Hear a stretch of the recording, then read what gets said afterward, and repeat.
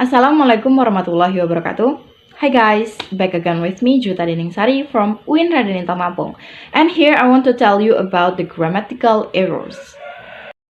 Nah, setelah sebelumnya membahas mengenai lexical errors, sekarang kita akan membahas mengenai grammar errors. Karena banyak juga nih dari kita yang terkadang sulit membedakan antara grammar errors dan lexical errors. Nah, jadi apa sih yang disebut dengan grammar errors itu? Jadi menurut Richard Nurkis, kesalahan tata bahasa atau grammar adalah istilah yang digunakan dalam tata bahasa perspektif untuk menggambarkan contoh penggunaan yang salah, tidak konvensional atau kontroversial, seperti pengubah yang salah tempat atau kata kerja yang tidak tepat. Nah, yang pertama akan kita bahas adalah morphology errors.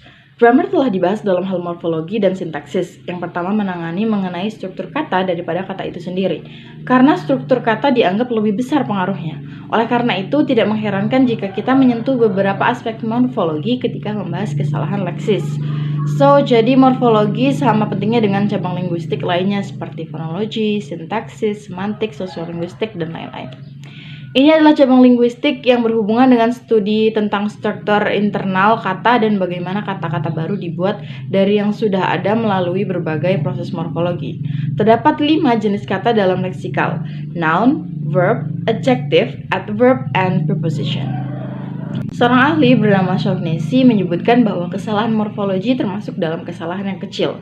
Kesalahan ini mendasar tetapi terus-menerus muncul kembali secara teratur, bahkan dalam penulisan siswa English French Language.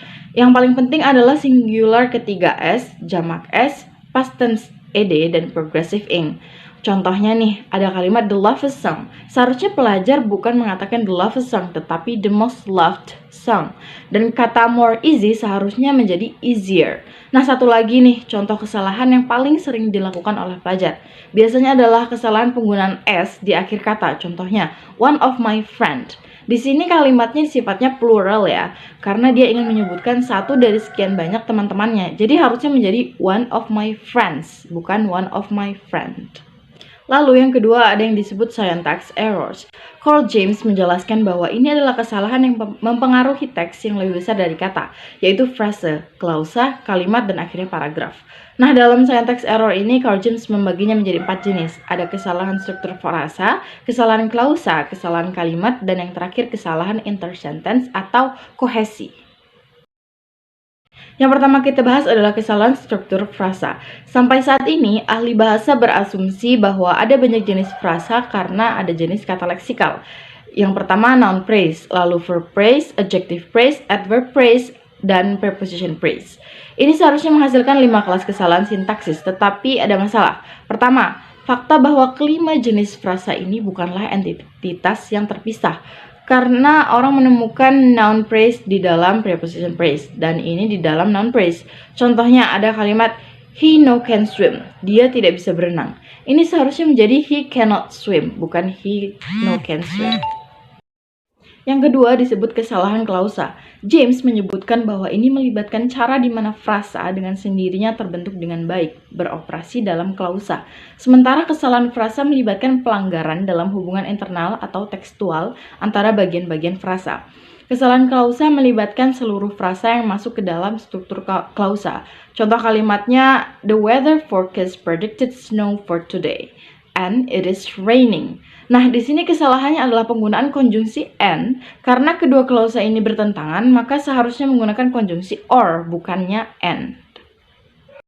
Yang ketiga ada kalimat errors. Hal ini melibatkan pemilihan dan kombinasi klausa ke dalam unit yang lebih besar, di mana seluruh klausa dapat dicampur. Dan yang terakhir adalah kesalahan intersentence atau kohesi. Dalam karya klasik mereka tentang kohesi dalam bahasa Inggris, Halliday dan Hasan pada tahun 1976 mengidentifikasi 5 jenis tautan kohesif yang beroperasi di bagian atas struktur teks. Ada referensi, substitusi, elipsis, konjungsi, dan kohesi leksikal. Perlu ditekankan bahwa penggunaan penanda kohesif baik oleh pembicara penulis dalam mengarang teks atau oleh pembaca pendengar dalam memahaminya tidak wajib. Penggunaannya bersifat diskresioner dan kadang-kadang bahkan tidak diinginkan. Ini adalah kasus ketika hubungan logis antara kalimat dari sebuah teks tidak jelas, atau kalimat pembaca mampu membuat kesimpulan yang menjembatani. So guys, I think that's all from me today, and thanks for your nice attention, and See you. Assalamualaikum warahmatullahi wabarakatuh.